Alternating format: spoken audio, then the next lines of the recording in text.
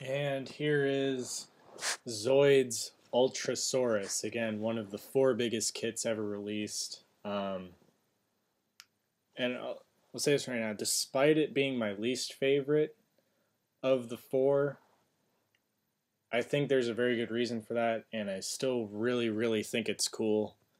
And if they had changed one thing about it, it would have been my favorite. But first off, very impressive. It comes with 8 crew and 3 sort of sub vehicles.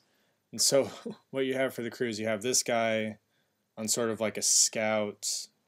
You have like this guy who's sort of like a scout, I would guess, on a little hover sled.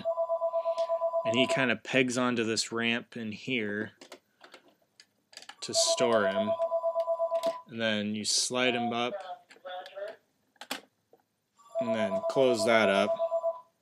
Sorry, the phone's ringing. And then this other scout here goes up into this hangar. Oops, oopsie doopsie. And you close that up. And then here's the pilot on his sort of escape pod. And he pegs up here in the head. And you close the canopy.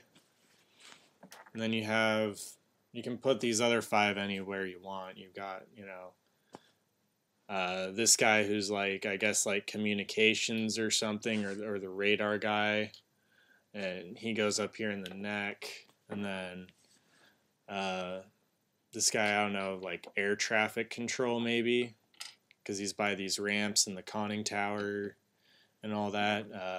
You've got 2 side gunners, manning these massive sort of side cannons here. And then the last guy is the tail gunner, quite literally.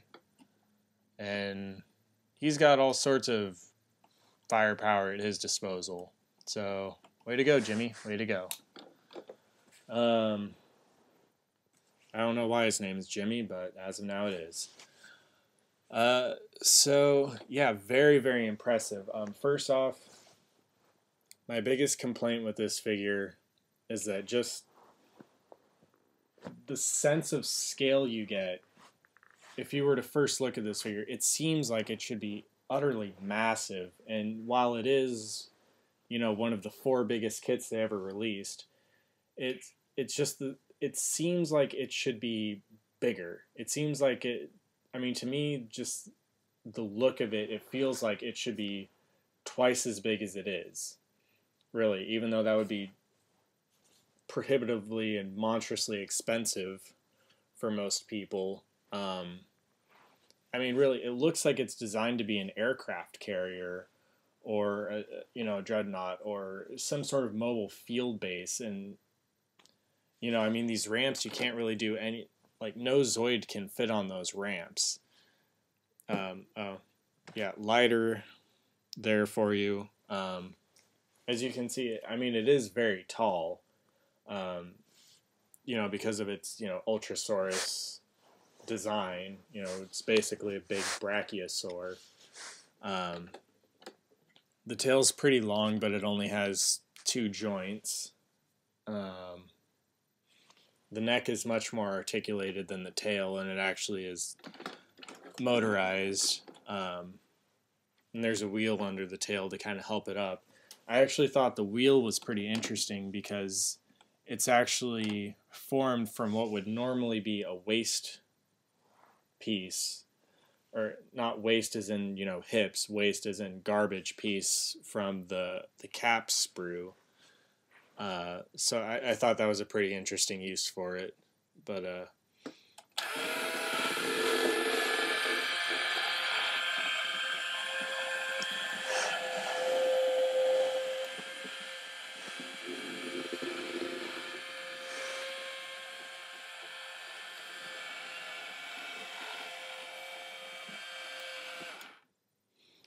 so yeah, pretty cool. It actually, the neck stretches out quite far and makes it very, very long when it's fully extended, and it doesn't lose much height when it does so either.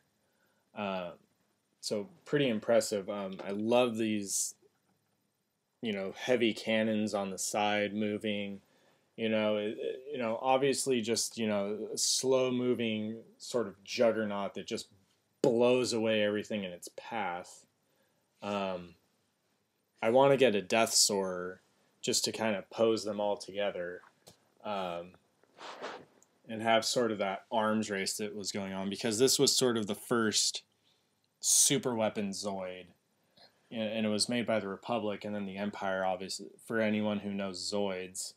I just started getting into it, but anyone who knows it, I'm just rambling and you're going to be like, "Durr." But they started with this, and then you have the Death Soarer to counter this, and then the Mad Thunder countered the Death Soarer, and then the Gilvader countered the Mad Thunder, and it kind of set off this arms race of super weapons. So it's very, very cool, since it's so integral to the sort of the battle story, as they call it. But this one is still one of the more expensive ones, just because it's so iconic, and it was sort of the first massive one that Tomy ever did. But if you can find it for a good rate, I would recommend picking it up. This is the Tomy version. When they remade it in America, they actually widened the hips to improve the stability, and I don't really see why they needed to do that. This seems pretty stable. But get it if you can, for sure. Really get any Zoid you want if you can afford it. I think they're pretty cool.